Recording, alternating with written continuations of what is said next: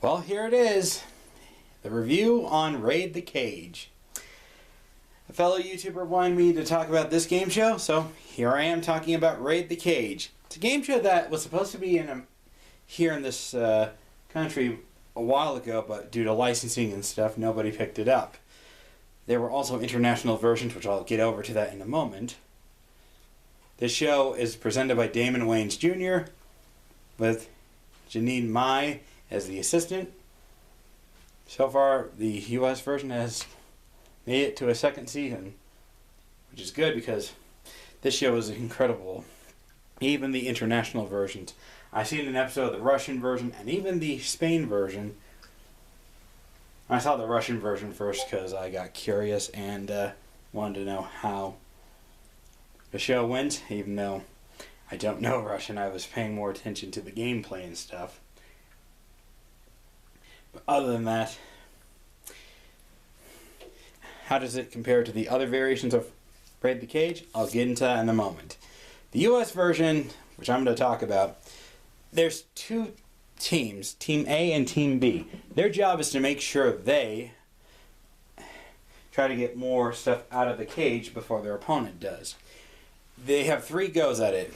Team 1 will choose from 2 categories, and they'll have 60 seconds to pick out of the 11 answers and try to get as many of them correct. But only the viewers at home know which ones were picked incorrectly. In the first go, they get 3 seconds per pick for a maximum of 30 seconds in the cage. Then 5 for 50 seconds in the cage, if played perfectly. And 7, which would be a minute 10 seconds if they played perfectly in round 3. And also, when there's less than 5 seconds, an alarm will go off. Well, actually, the cage will light up red and the doors will close. And that's the contestant's signal to say, "Get out of there, or you get nothing." Also in Season 2, they added a new twist, which I don't know if some people are going to like this or not, but in Season 1, there have been people trying to stack stuff up in front of the door so they can grab it out before they leave.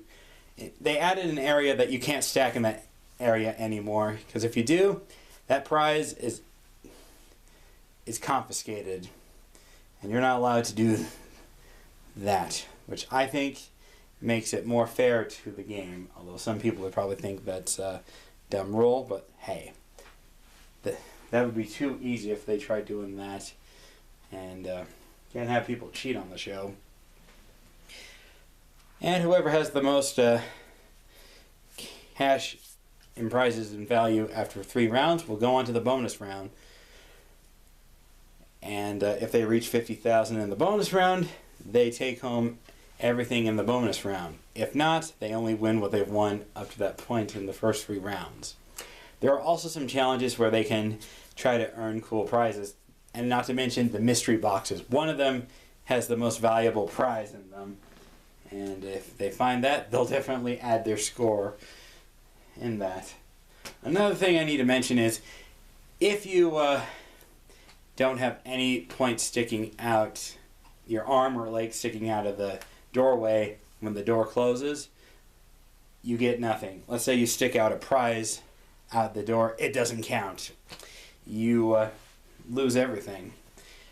Unless you stick your arm out and out of the doorway, then you get the prizes that you have touching on you, as long as it's tethered to what you're carrying.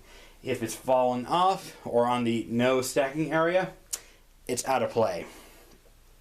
And also, talking about international versions of the show, the Russian and Spain version, it's just one team trying to get as much stuff as they can out instead of a head-to-head. They probably changed it because it was too similar to Who Wants to Be a Millionaire's multiple choice concept. I don't know, but that's just my guess. But there's also challenges to do to earn other prizes, whether it's trying to toss pizzas into an oven, trying to unravel rope.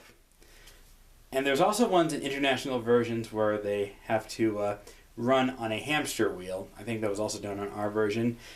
The one challenge I like was from the Russian version. They had to inflate a balloon to pop it. They had to jump on a seat multiple times until the balloon inflated till it popped. That was in the Russian version, by the way. And if the balloon pops, they can reach in the hole and grab the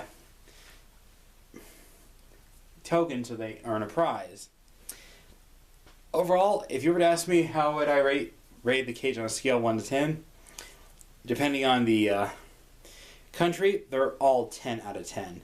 I hope the UK gets their own version of Raid the Cage, and I may disagree with someone on this, but I think Channel 4 should pick it up, although they would pretty much say ITV would be the better home. That's where we're going to probably disagree, but Channel 4 is the better home because they had the Moneybags game show, they've had the 5 Minutes to a Fortune, but that's just my opinion. But if ITV picked it up, that would be an okay channel.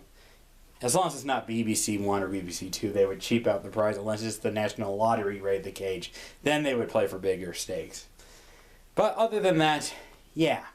I highly recommend checking out Raid the Cage. And if you're able to watch Season 1, do it.